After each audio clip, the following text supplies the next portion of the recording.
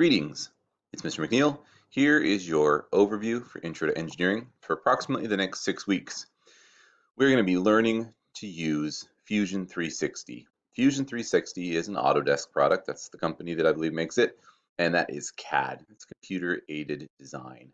Now, one of the most important things for an engineer is to build different things. It could be a single assembly, it could be a part, it could be a whole bunch of parts that make up a machine or a robot. It could be a piece for an engine.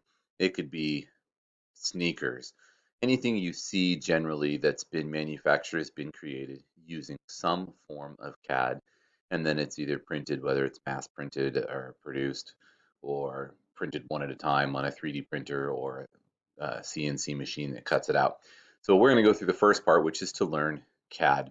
CAD's fairly straightforward. It's very complicated, and we're going to use the Autodesk lessons. You can see Autodesk here in Fusion 360 on my screen.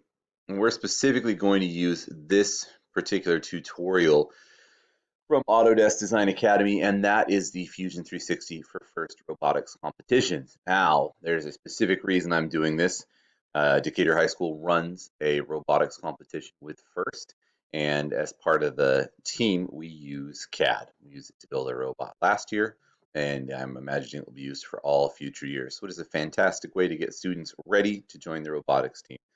Total shameless promotion from myself, but it's one of my passion projects, and so I'm excited to extend that to you.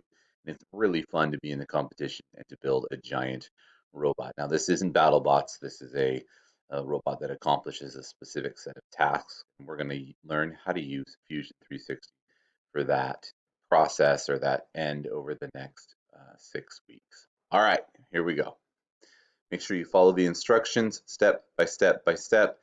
Read concisely and precisely to need what you get what you need out of the program. Okay, just follow the steps. Bye.